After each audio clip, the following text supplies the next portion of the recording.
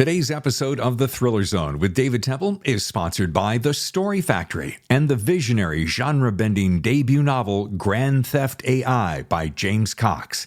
The Matrix meets Blade Runner. Grand Theft AI is available now for pre-order from your favorite bookseller. Hello and welcome to The Thriller Zone. I'm your host, David Temple, and on today's 182nd episode, we welcome legendary #1 internationally best-selling author John Katzenbach and his book, Jack's Boys. If you like a thriller that keeps you on the edge of your seat, check. Turning page after page, check. And keeps you up way into the night, check. You're going to like Jack's Boys. Let's get into The Thriller Zone with John Katzenbach. Well, I think we are officially warmed up. Welcome to The Thriller Zone, John Katzenbach. It is so nice to have you here. It's my pleasure. Absolutely. Look at this bad boy. Yes. Jack's Boys. When I miss a day at the gym, I just grab your book and I do a couple of overhead presses, and it really works me well. David, it is longer than I typically write. When you sit down, you realize you've got this story, and then you get way into it, and you realize, you're not there yet. So you start rowing faster, right? And I'm pretty pleased with this book, frankly. You should be. It's 608 pages of tasty goodness. Yeah, well, thank you. Thank you. Really, actually, what you're talking about is the nature of story. Yes. And one of the things that sort of, that especially in the world of thrillers, you worry about is not being complete and not being sort of psychologically attuned to every character, so that when you get to the end, no one's saying, well, whatever happened to Ralph back there? Right. I really worry about these things far more than anyone should worry about them. Well, I think you make a really interesting point, and I have learned this lately, and it's a phrase that says something to the effect of trust the reader to recall a lot of that stuff. Because I was kind of like, I'm like, well, I need to remind them all along. No, David, you don't need to remind them. They give them credit. They know who's what and where. Frankly, David, most readers are smarter than I at remembering all that stuff. I think that is a testimonial to the sophistication that most thriller readers have. Yeah. About plot, story, and character, which are, the sort of the triumvirate that we're all working under. Yeah. The meat and potatoes of it. Yeah, exactly. We're going to dive into Jack's Boys, of course, but I want to do this. I want to take a little bit of a moment and talk about backstory or prologue, if you will. I mean, let's talk about you. I want to get to know you because I remember your name years ago. I have lost touch with you over the years. I remember, John Katzenbach. Yeah, years ago, like the movies. And then we're going to get to this in a minute. And I'm going to mention a couple of movies. And I'm like, well, I know those movies very well. So it's so funny that I feel like I've known you for, well, one of your movies came out, the 85, a Mean Season. I want to say like 85, 86. Yeah, a little earlier, 82. 82, 81 okay. Or 82. I want to know, you were a criminal court reporter at both the Miami Herald and the News. How did your work there as a reporter influence your eventual fiction writing? I always loved that particular inquiry. Okay. That because I went to newspapers because I wanted to be able to write fiction, but I didn't know anything. Oh. And so I went to newspapers to learn about the world. As a journalist, every day I considered it like going to the theater, because what I would see and what I would hear would register. And in some kind of great psychological Freudian mix of things, you hear things and pull them out later and install them into the books. The value in all of that is it's immense, because you see people in all forms of good, bad, and evil. That became the template or the undercurrent for just about everything I've written. I so love the way you put that, because you really went to school at the paper to learn the craft that you eventually turn into a real career. Well, my wife often says that I learned everything I needed to know about psychopathology in prep school. But but the fact of the matter is, it's really those days as a newspaper reporter, and starting in New Jersey and then down in Miami. I was in Miami at the world's greatest time to be a reporter. I mean, there were just everything that was crazy and weird and wonderful happened all at once. And heck, I found a dead body once. So I mean, Wait. Stop the Yeah. presses. What were you doing, and where did you find said body? I was working for the Herald. I had a couple of days off, so I was jogging through our neighborhood in Coral Gables, which is now it's like as fancy as you can get. Oh yeah. And I'm jogging along, David, and I look into this empty lot, and there is a body out there. So I walked over, and this was at the height of the drug wars, and the guy wearing a leather Porsche jacket, gold, chains around his neck, Rolex on his wrist, and single gunshot wound to the back of the head. I reached down, felt the carotid artery, and it was cold, and so knocked on a neighbor's door and said, "Please call the police." Now, here's the funny part about this story, right? The police showed up, and I'm waiting there by the body for them, and they come up, and the first patrol car comes up, and two guys get out, and they come over, and they say, "Yeah, it's a dead body." This is what in the prosecutor's office in Dade County they used to call felony littering. At that point. And one of the cops looks down at me and says, "Did you see the Rolex?" Yeah. And I said, "Yeah." And he just shakes his head like, any damn fool would have reached down there, taken the Rolex, put it in their pocket, and then called the police. Yeah. So, that was what Miami was like back then. You name it, it happened in Florida. What does this say about you that you didn't lift the rollie? Well, it says that I'm a fundamentally honest guy and not quite as smart as I think I should be. Nice. Yeah. To make this story somewhat serious. Okay. It was understanding, you're sitting there as a reporter, and you realize how valueless certain lives can be. Mm-hmm. And then for me, I had to say to myself, okay, how am I going to measure that? Remember that sensation, and how is that going to go into a novel at a later point? So there's a great correlation between all these things. So that visceral, palpable chill, so to speak, of finding a dead body, you translated into a future story. Can you remember where that story went, where that experience was woven into a story? Can you recall? I think that there are elements of it, and the sort of callousness that I felt for this, dead drug dealer, and the cops that showed up, and the Rolex. I took that sort of, this where you sort of become a psychopath in that moment. And I've installed that in some of in the characters in Jack's Boys.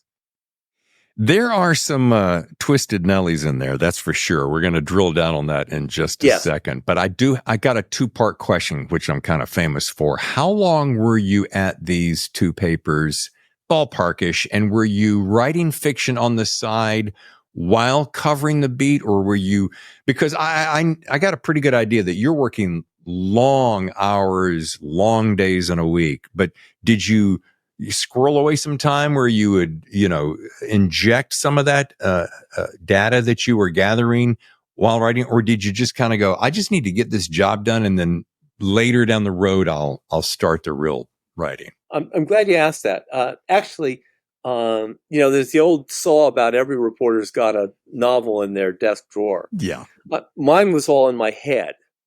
And there reached a point where I realized I'd been a reporter for about 11, 12, 13 years, covering all sorts of stuff.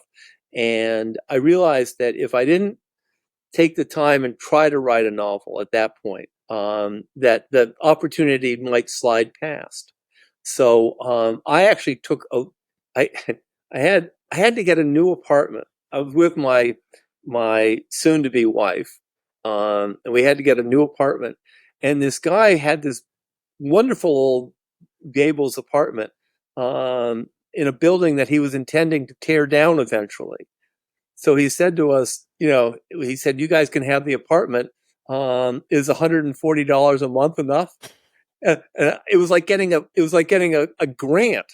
Yeah. I mean, yeah, a MacArthur grant, a Genius grant. Sure. I said, "Yes, we can pay that." Yeah. And so about the next day, I went into the paper and I said, "I'm going to take a leave of absence." Shortly before then, I had that sort of aha conversation with my soon-to-be wife, where she had asked me how had things gone that day at the newspaper. And I said, "Well, everything was okay. I got a good story or two. But, I got half dozen phone calls from the jail. Those guys always call up and say, 'I didn't do it.'" Right. And I said, and they all did. Yeah. And I said, "Wouldn't it be more interesting if somebody called and said, 'I did do it'?" Yeah.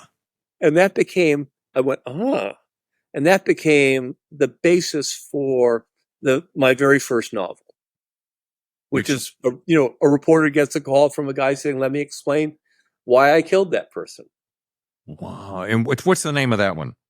That was in the heat of the summer. Oh, And it okay. became filmed as The Mean Season with Kurt Russell. And Mariel Hemingway. Yeah. Yeah. As long as I'm rambling on, let me give you one funny story about that. Please ramble away. The subplot in that was Vietnam. Mhm.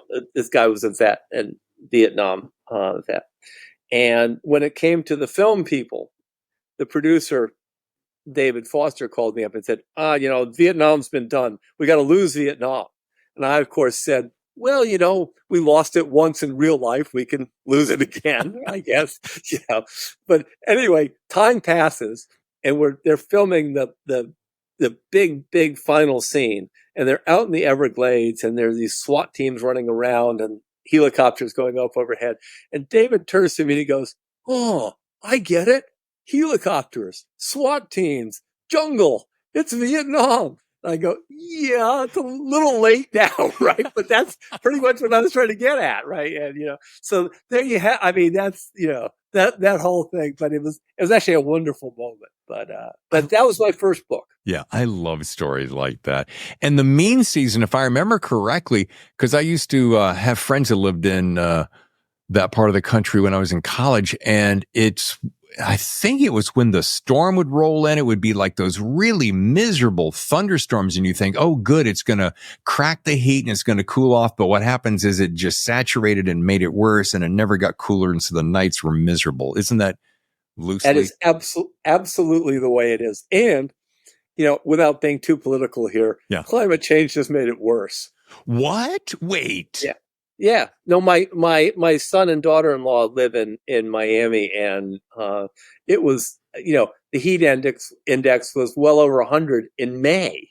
Yeah. So I mean, so there you have it. Yeah, my parents-in-law live in South Beach, and they're always talking about, every time I go down, the mosquitoes for some reason love me. They eat me up like mad. And then the water downtown, the water table is rising. So downtown loves to have a little bit of flooding from time to time. And we have this running joke of, if you can't afford beachfront property, just wait a few months, years, because if you're just inside of town, you'll have it. They a couple of years ago, during one of the big storms, water was washing up onto Biscayne Boulevard in downtown Miami, and there was a big shark there, just sitting on the road. But that's sort of typical. I mean, Florida, in general, just when you think it can't get crazier, trust me, Yeah. it does. In the writing point of view, you had to be careful, because the reality in South Florida was so bizarre, Mm. that, you would try to write some of those. If you tried to write those sequences into a novel, all of the readers would go, oh, don't be ridiculous. That could never happen, but it did. And some of that was called Miami Vice. Yeah, exactly. My favorite Miami Vice story. Uh-huh. This is a very simple one. Sure. It was, Michael Mann, the first year, they had a Ferrari, right? Mm-hmm. That Don Johnson, would drive around in. Yeah. And the first year, they didn't think the show was going to be a hit. So they got one of those kits. It was a Corvette underneath and just a Ferrari body put on top. Very cheap, right? Yeah. The second year, Don Johnson goes, real Ferrari. Yeah. And so, that's Hollywood, right? Yeah. I can hear those drums that start the soundtrack, and I see those graphics and the pink flamingos like it was yesterday. And that was, oh my goodness, how many, is that 40? Oh, it's got to be 40 years ago. Oh my God. Mid 80s, I think. Yeah. Yeah.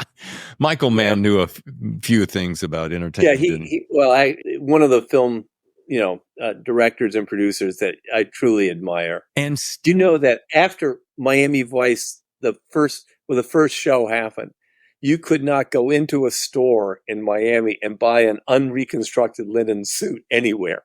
I mean, every drug dealer in town said, "I've got to have that," right? And they were off every shelf, right?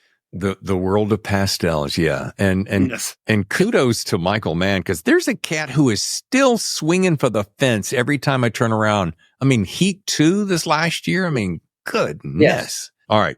I feel like I'm drifting, but you're so engaging. For folks who don't know what lineage from which you come, I want to ask what it was like growing up in the shadow of your father, as some of us know, former U.S. Attorney General Nicholas Katzenbach. I mean, I was reading about him getting caught up, and boy, talking about a guy who had history. He was like on the front row of history for decades. When you're growing up in a family like that, you're sort of not really aware of it all. Sure. Although if you look behind me, you can see the 1964 Bob Kennedy for Senate, bumper sticker that I found in my father's effects when he, love it.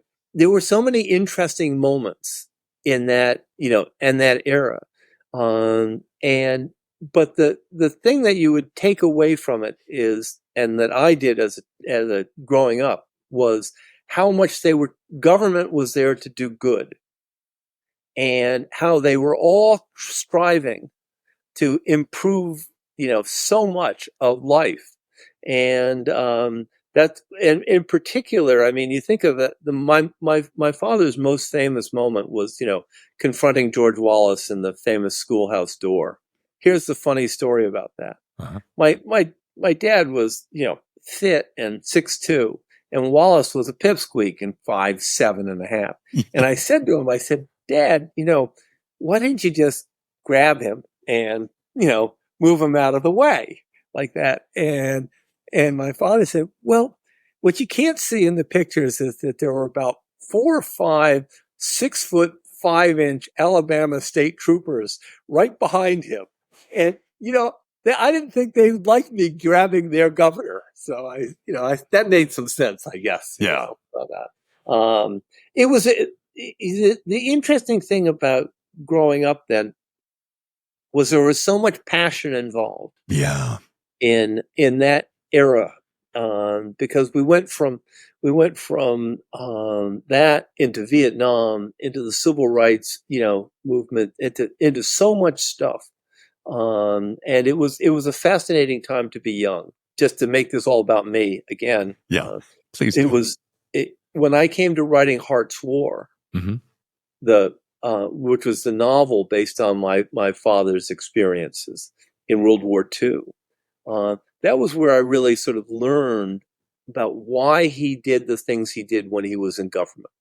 Does that make sense to you? It makes total sense. And I was just letting that sink in. I was thinking he did so much during his career. And I thought, when I read this, I'm like, how powerful that not only did your father leave a legacy that he did, but that you had an opportunity to form an entire novel about him in dedication to him, so to speak. And then to have that on the silver screen, just a double, triple whammy. Yes, it was. Here's a story that you'll like about this. The studio flew my father, myself, and my then 18, 19-year-old son over to Prague, where they were filming the movie. They were very, thoughtful about everything they did. But at one point early in our visit over there, they took my father and myself and my son into a little screening room. Mm-hmm. And there's Bruce Willis is there, and Colin Farrell is there, and the director is there, and the producers are there. And they said, we want to show you a sequence. And so I said, great, I want to see everything, right? So they showed us a sequence in a boxcar. Uh-huh. Suddenly there are two P-51 Mustangs come flying over, and they're just strafing the hell out of this boxcar. And they get out, and there's this incredibly dramatic scene where Linus Roche, who's a wonderful actor, helps organize the men, and they form a POW by the side. All these American soldiers sitting there like that, and so the two P-51s go zooming over and wave their wings and stop shooting. I mean, they're just blowing the hell out of everything, which is what Hollywood does better than anywhere, right? And anyway, so they show us this sequence, and they're all sort of sitting there, and they say, "What did we think of it?" Sure. And I said, "Well, I thought that was pretty darn cool." I mean, I like explosions and I like airplanes and whatnot. Yeah. And my father is sitting there, and he says in his very quiet voice, he says, "Well," he said, "that was very dramatic." And he said, "That's exactly what it's like to be in a boxcar when you suddenly get strafed by your own guys." There's silence in the room. And I turned to my father and I said, "You had never said to me that happened to you." And he said, "Yes, in our case, it wasn't Mustangs, it was P-38s that came over. And it's the same thing. The guy got out and opened the doors, and we were able to get away like that. But you're in this boxcar, and there are guys dying right and left, right around you, whatnot." So this is your classic Hollywood moment. Yeah. The producer, the director, the stars, they're all, they're trying to be respectful of the fact that here my father had been in this moment where people died right next. But on the other hand, they got it right. And so there was a lot of very self-congratulatory, this is, thumbs up kind of thing and whatnot, because the old guy said they got it right. And I think that it was interesting for me because I was looking at him and seeing the emotion of that moment on his face, in contrast to the fact that, all the stars and the producers and everybody were overjoyed. Yeah. This was a memory for him that was very different. What a dichotomy of emotions. Yeah. They're thrilled that they got it right. And he's like, yeah, I wish you could have been there because it was. Right. Exactly, yeah. David. Absolutely. Or actually it would have been, you're lucky you weren't there. Yeah. Yeah. And speaking of lucky you're not there, I was reading also that your father was POW, and wasn't he in the camp that they based the movie The Great Escape on? Yes. Oh. And in fact, I asked him about that, and I said, did he think about joining the group that was going to go out? And he said he was given the option because he was a longtime prisoner. Yeah. And he turned it down. And because he didn't really have confidence that anybody would get away. He, like everybody, he acted as a lookout. And as you know, in The Great Escape, the movie is quite accurate. Mm-hmm. All those guys got shot Yeah. The only inaccurate part of that movie is, of course, the best part is Steve McQueen jumping the fences on the motorcycle, doing his own stunts. I knew you were going to say that. What an actor. I mean, Yeah. God, compelling. Who doesn't love him? Yeah, exactly. Golly. Don't even let your classmate Don Winslow get started about his man crush on Steve McQueen. Don and I, we like to have dinner every so often, and all I have to do is sort of say Steve McQueen, and he melts into this puddle of admiration and love, right? Yeah. So I mean, there's a couple of guys throughout history in our age group that we have that affinity for. Probably, Robert Redford, especially during All the President's Men, Steve McQueen during Great Escape, or Bullet, for crying out loud. Oh God, yes. Yeah, don't even get us started about Bullet, because we'll start talking about the car and the chase in San Francisco, and second best car chase scene ever. And what would be the first? The French Connection. Oh, yeah. Down through the Gene Hackman, on the horn, like that. And, oh my God, that was. I'm convinced if you want to, ladies, if you want to really please your man, get him a weekend full of movies that involve at least a good car chase and a good gun battle. And I'm thinking of like the car chase in French Connection, or Bullet, and maybe, speaking of Michael Mann, gun battle like Heat, for instance. You can't beat any of those. No, that sequence where the automatic weapons and, the on the street in LA. Yeah. I, of course, now assume that that's every day in Los Angeles is like that. But, from my perspective as a novelist, is when you see sequences like that, mm-hmm. How brilliantly conceived they are. And it's not merely the action, but it is that the underlying psychology of the moment is spot on. Yeah. And in a way, I think that you try to bring those almost cinematic qualities to prose in a thriller. And I think that oftentimes, if you're successful, that, you create the same excitement for people as both a reader or a viewer in a movie. Yeah. Does that make some sense to you? It makes total sense. And while you were saying that, I was 100% with you, but I also was sitting there going, man, think about all those scenes that were reflective of the time and the cause. And I saw a movie not that long ago that I have now seen too many times. And if you haven't seen it and you want to see a good gun battle plus a great story that is intricately woven, it is Den of Thieves. Yes.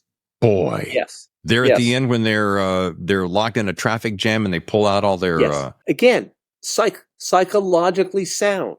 Exactly. Because you're coming up there and you realize that all hell's about to break loose, but everybody around you is totally innocent. Yeah. And I mean, I agree. I mean, I think that movie had some other flaws, but you're right, quite right. That's a terrific sequence. Yeah. And John, I hate to break this to you, but there's no perfect movie. Well, maybe there is, but, and before we're going to take a short break in just a second, but I want to, since we're still on movies and there's 3 movies that you had your books turned into, and we've covered The Mean Season and HART'S WAR, but there was one right in between there again about, I want to say mid to late 80s, Just Cause with Sean Connery and Laurence Fishburne, which another fabulous movie.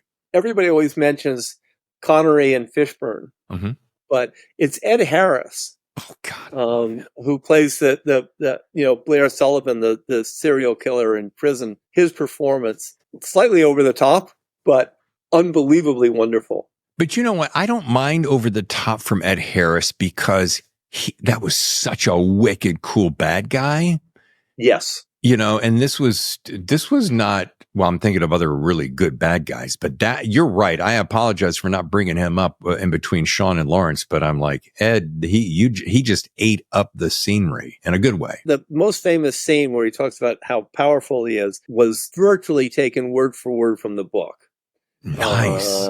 And it was one of the sequences that I was always most proud of. It underscores true evil and a bit of crazy, but also a bit of non-crazy too. In the world of thrillers, and this is true for film and writing, it is about, there is a kind of obligation to accuracy. Yeah. And not accuracy in the way that a journalist sees it, but accuracy in the way that almost that a psychologist sees it.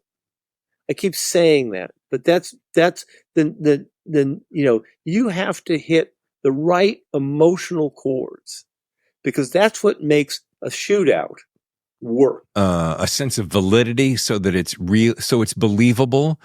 So the stakes and the premise and the meaning and the heart behind it all. It can't just the random shoot 'em up, bang bang. I don't want to offend anyone who loves John Wick, and I love me some John Wick, but by the time you got to number 4, you're just like, Jesus, really? No one in all that time managed a headshot. You know what I mean? Yeah, I mean, there's 37 guys coming at him with automatic rifles. With other friends of mine who are writers, who will laugh about automatic weapons. Yeah, and if you talk to a military guy, they'll talk, with automatic weapons. You can't really roll out of the way and then fire your 9mm pistol and shoot some guy, because basically you're in pieces, right? Because that Uzi or that AR-15 has just done everything, So I mean, John, I say this to my wife every single time, and right in the middle of one of those scenes that you just described, I'm sitting there going, "Wait, what?" And she looks over at me like, "It's movies, let it go." But I'm like, "Look," and he rolls and he spins and he stands up with a single shot and he gets the guy. And I'm anyway. And it's why we go to movies. All right, look, we're gonna have to take a short break so that our sponsor gets to say a little something for us. But when we come back with John, we're going to be talking about, of course, Jack's Boys. So don't move. We'll be right back. Today's episode is sponsored by The Story Factory and the upcoming visionary genre-bending debut novel, Grand Theft AI by James Cox. In San Francisco 2051, kids now get high-slotting wafers of data under the ear, and they'll pay fat crypto for the best at the hottest club in the city, The Fang. Thief Baz Covain and underworld fixer Rhea Rose team up with a crack group of cyber misfits to steal from the Fang's psychotic kingpin, Otto Rex. But first, they'll have to hack into his mind and infiltrate his highly secure layer of physical and virtual firewalls. It's a score that could set them up for life, if they can survive before Blackhawks touch down with federal warrants for Grand Theft AI. The Matrix meets Blade Runner. Grand Theft AI is available for pre-order now. And we are back with John Katzenbach, and we're talking about Jack's Boys. Thank you for staying with us, and welcome back, John. Thank you. I hope this is the compliment that I think it is, because as I was reading this, and I don't generally like to compare people, because that makes me feel like I'm saying to you, "Oh, you remind me of blank," as though that person was first, and you're not your unique self. But all that tee up really ruined it, didn't it? But Stephen King comes to mind. I hope that's a compliment. I actually admire King a lot. I'm less fond of his horror books. Mm-hmm. But when he writes Crime and Punishment, he's very, very together on this. Think of Misery. Yeah. And I mean, the wonderful conceit in Misery is there's this guy being sort of, cut up and tortured by, Annie Wilkes. Yeah. And he's writing and he realizes it's pretty good, and he thinks, I'm going to keep at it, right? This is good, right? Which is very much like any writer, go ahead, cut off my arm, but hey, this is good, right? So, I think that it's funny for me. I get compared. You get compared to a lot of people in your career, Mhm. and if we were doing this in Spanish and this was in Latin America, they would be talking about Gabriel Garcia Marquez and me, or Carlos Fuentes. If we were doing this in Germany, it would probably be Sebastian Fitzek, who's a wonderful writer. So I mean, I, I I like to think that in the world of thrillers that I try to stand alone. And in Jack's Boys, um, the fact of the matter is when you get right down to it, what is a thriller, a modern American thriller? You try to find a nightmare that has a certain commonality, Right. and you weave your characters into that. And in Jack's Boys, very simply, it's you think of having teenagers, and what are they doing when you're not watching? Yeah. And that was the sort of impetus for that book. And this will really sound sick and twisted, Oh, which is my normal state. But when I came up with the idea of the group of serial killers, and then these teenagers that insult them. yeah. I really literally got up, walked around the room, and was sort of going, yes, yes, yes, that works, because that's what teenagers do. Yeah, absolutely. And that's what serial killers do. Absolutely. I did mean that as a compliment, so please don't take it in any other way. And Oh, so, second of all, it is thoroughly original. So, kudos to that. And the last point is, and I was doing some research. It seems as though, I mean, you're very popular here, but you mentioned Spanish and German, for instance, and you're killing it in those markets overseas. David, I wish, when I was growing up, it never occurred to me that I might want to be a cult hero, in Latin America, Uh-huh. or in parts of Europe. And there are a number of other writers who have had similar experiences. And I think it comes as a surprise to all of us.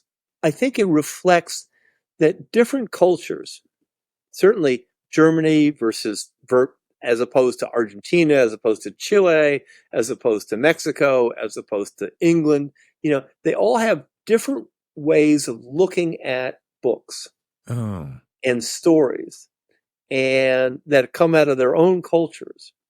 But if you happen to sort of fit into what they imagine a book should be, right. you explode in these areas. And I'm very grateful, frankly. I mean, it's immense fun. Let me say to go to a either Latin America or Europe, and contrast the way people read a thriller with the way they do here in the United States. And that was my next question is like, can you describe for me the difference between, say, rolling into a Barnes and Nobles or a Poison Pen, for instance, in the States, and doing the same thing in South America, for instance? What is, how do the reactions of the audience differ? The simplest way to put it Mm-hmm. is that in Latin America, for example, it's all about character. I think in the United States, people are drawn to plot. Mm. Does that, and the way, here we seem to like the interaction. This gets highly technical, I but love it. Keep going. the interaction between characters and the overarching plot that they're fit into. I mean, you mentioned Don Winslow. He's a great example of how those characters sort of blend into a plot that is rich with detail. 100%. And I think that is, I find that in in Latin America. If I go to Europe, it's the attitudes are a little different. They're always seem to be interested in the richness of character. Mm. They truly want to know, why everybody does something. Let me give you a good example of that. Please do. And it's a wonderful, wonderful book, Smilla's Sense of Snow. Okay. And if you go back to, how Peter Hoag invented that story, it's all about who that person is. And I'm rambling on here. Like that, but it's so like I say, it's very different. And one of the more interesting things is that you get different questions in every country. Yeah. I bet. Mexico, the questions in Mexico are not going to be the same as Argentina, and they sure as heck aren't going to be the same as Germany. Oh my God, I would love to be a fly on the wall to hear the difference. Cause we get in this little groove in our head. Oh, and it's just kind of systematically the same, but to step into a different culture and go, let's look at this story and this whole scene through their eyes. Yeah. It's very, and I think that, also one of the things that's extremely interesting for me as an author is to see, what age groups are attracted to a story. Right. In Latin America, for example, Jack's Boys, which is already out down there, #1 bestseller, and it was. I mean, I can't tell you the number of college age men and women who embrace that story. Wow. And then, but on some of my prior books, you go to a thing in Germany and everybody there is, 40 to 60 years old. I mean, and, there's not a young person in the audience. I mean, and don't ask me to explain why this phenomena exists. I have no idea. John, why does this phenomena exist? Well, let me answer that, David. Yes, But it makes sense since this deals with technology, dark web, etc. It makes sense that a younger crowd may be predisposed toward that. Plus, I mean, for instance, I'm fascinated by the dark web, so for whatever reason. And so maybe therein lies some of the equations. Some of it also may be the sensibilities, or rather the mindset of these characters in and of themselves. I mean, Well, one of the great challenges for me in writing Jack's Boys was that I had to endow, Alpha, Bravo, Charlie, Delta, and Easy with different, not just different crime patterns, but different personalities completely, so that they would mesh together. And, when I sort of came up with them, I thought, this is great. And then I realized I had really set myself a profoundly, difficult writing challenge, one that I truly, embraced. It was, great fun for me ultimately to do. Well, it was neat too. Like when you're mentioning Charlie, all you got to do is mention Charlie, and I know instantly kind of his mindset and his vernacular and his crime passion. And then you mention Easy, and you instantly kick into like any particular character. So I always love that. One of the things I was most fascinated with, and for some reason I really loved it, is not only the ongoing social commentary, but it's the constant film and popular song references. I just love that for some reason. Yeah. Well, I'm glad. Thank you. Thank you. I really make an effort to put those in. And apropos of that, I was once giving a speech. I think this was in Bogota, about 600 people in the audience, right? And I, at the end, Q&A at the end, I said, wait a second. I said, I want a show of hands here.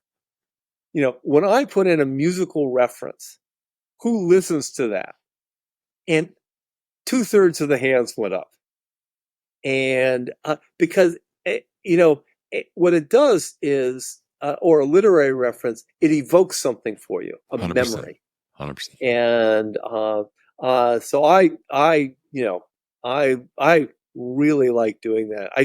I'm about to redo my website, and I'm going to put in I'm going to go back over my books and find and make a playlist of all of the musical references that I put in.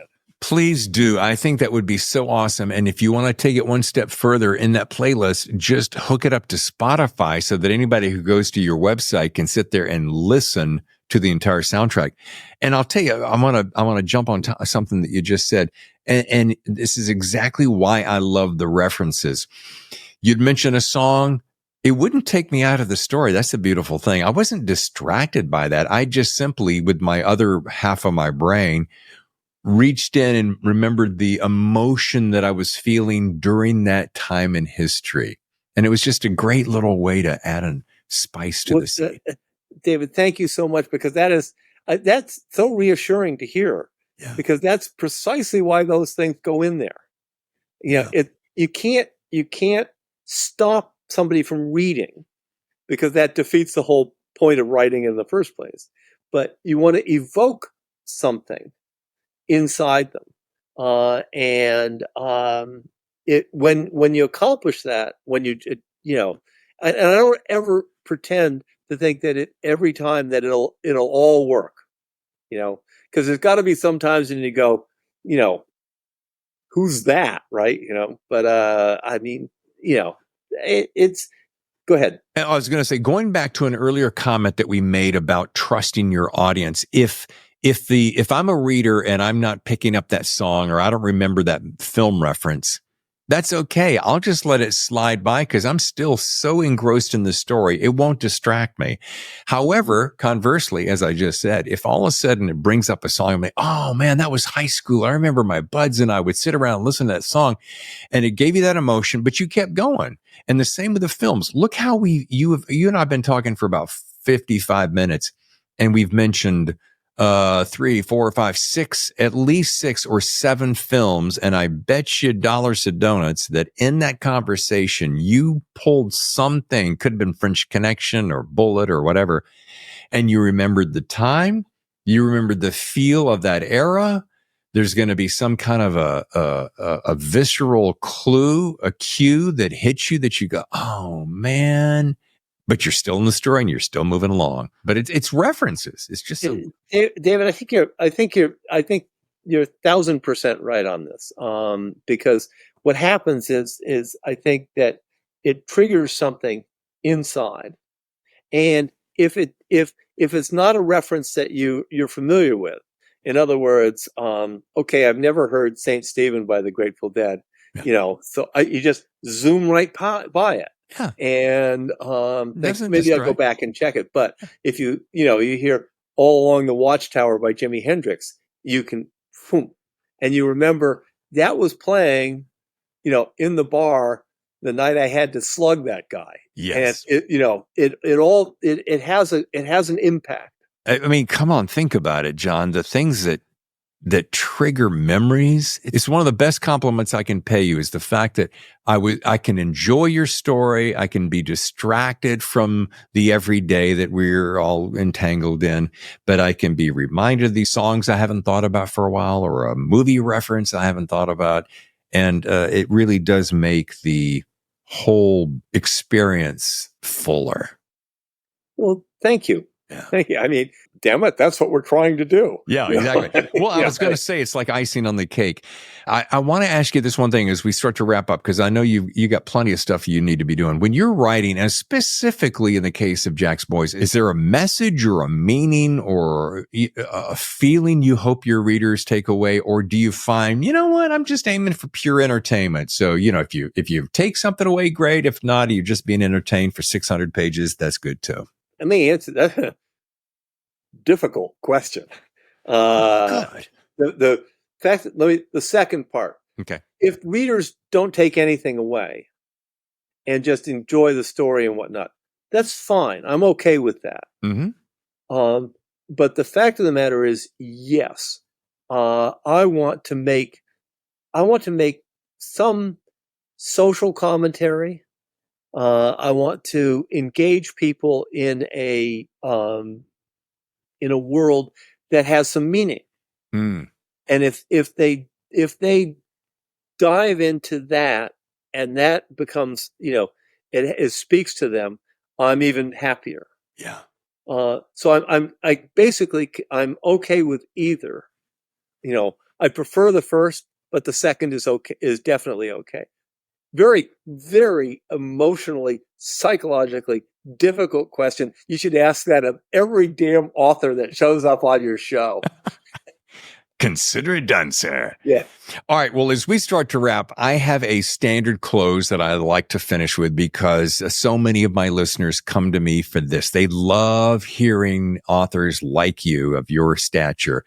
And they love to hear, if I could hear one piece of writing advice from John, this is what they tune in for. If you've lasted this long in the show, I know that you're hanging out to find out this. I mean, and with your, what are we at, 15? This is 15 books now, right? It's some embarrassingly large number, but it's not like my friend Larry Block, who's got 5 zillion, but right. So, I mean, Larry's been at it a long time. We could spend a half hour on Larry. I love Laurence Block. Totally admirable. Only piece of advice that I like to, I give many pieces of advice to writers, not the least of which is, are you capable of sitting by yourself alone in a room for a year, with the characters that you've invented? But I think the most important thing that I always say to people is have confidence in your own story. Don't think that the way anyone else would do it is right. You're going to be happier with telling whatever story you want your way, and embrace that and stick with it. Whether you sell, 0 copies or, a zillion, you're going to be happier telling the story your own way.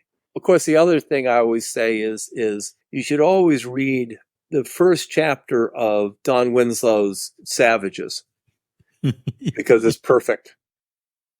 Oh man, I wish it was within arm reach. I have every one of his books in case you didn't know that. Yeah. And I am with you. Boy, that's one of my all-time favorites. And that first chapter, nothing like it. Right. Nothing like it. No. I remember the first time I read it, and people will go look at it now and think, this is ridiculous. And then I looked at it and I said, no, it's not. Yeah. Yeah, David, there are so many writers that I admire. Here's the one dirty little secret that I'll add to this conversation. I very rarely now read anything in my own genre. Oh, why is that? I read my friends. Uh-huh. And the guys I really admire. Mm-hmm. But we live in such a litigious world. I just don't want something. I mean, I think there's a lot of really brilliant writing out there. Mm-hmm. And I don't want somebody else's brilliance to creep into my dark soul, and land on a page of a book. Fortunately, I get to read a whole lot of books for this show. And I get what you're saying, and I understand that, and I appreciate it. And then I think I'm going to go back to our mutual pal, Don. And then, and I heard Don said this to me once about an author that he really likes. And that author is, I rearranged my office, so I don't know where I put that book. I can see the title, Rousseau? Richard Rousseau. Thank you. He goes, when I read Rousseau, I go, what am I doing? I need to just quit right now. And I want to say, every time I read Don Winslow, I go, I can't top this. David, my experience like that was when I read Jim Harrison's Legends of the Fall. Oh, yeah. And I thought, I can't do that. I mean, and Harrison, bless his heart, who passed away, he was a wonderfully lovely guy.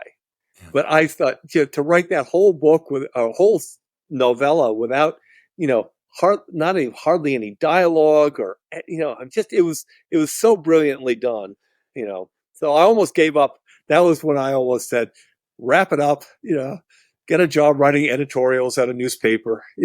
But John, let me circle back to a piece of writing advice you just gave me and my listeners. is write your own story and be happy with that and be good with that. And I think about, I'm reading a book by Rick Rubin, and his book about creativity. Rick Rubin, the music producer. I hope to get him on my podcast one day because he's just fascinating. But he said, you want to take the pressure off of yourself?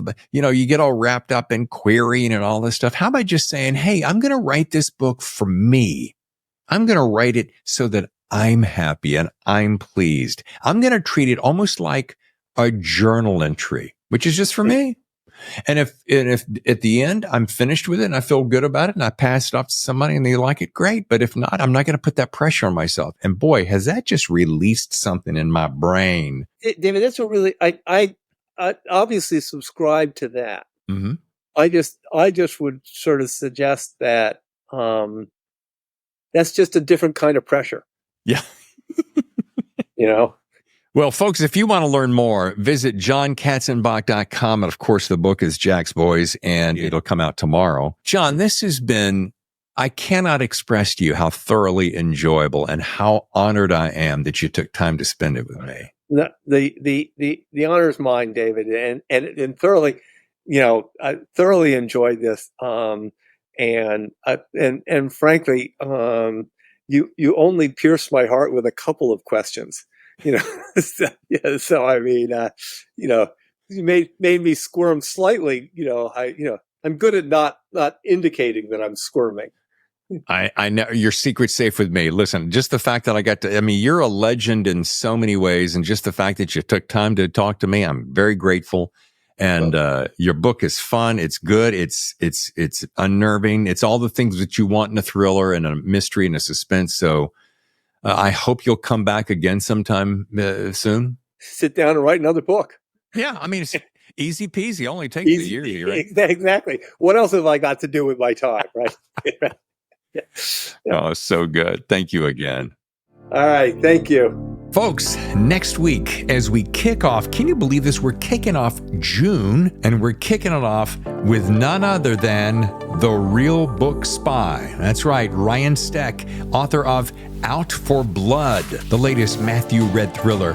Man, I am excited to talk to this cat. I've been following him for years, and I cannot believe it took us this long to finally put our heads together and gather around a microphone. But Jack Carr is singing his praises, as well as dozens and dozens of other people in the thriller community. So join me next week as we kick off June with Ryan Steck and Out for Blood. Until then, I want to say thank you so much for subscribing to our YouTube channel. Be sure you drop us an email whenever you'd like to at thethrillerzone@gmail.com. And as always, thank you for your support. We're here for you, giving you the front row seat to the best thriller writers in the world. I'm David Temple, your host. I'll see you next time for another edition of The Thriller Zone. Your front row seat to the best thrillers. The Thriller Zone.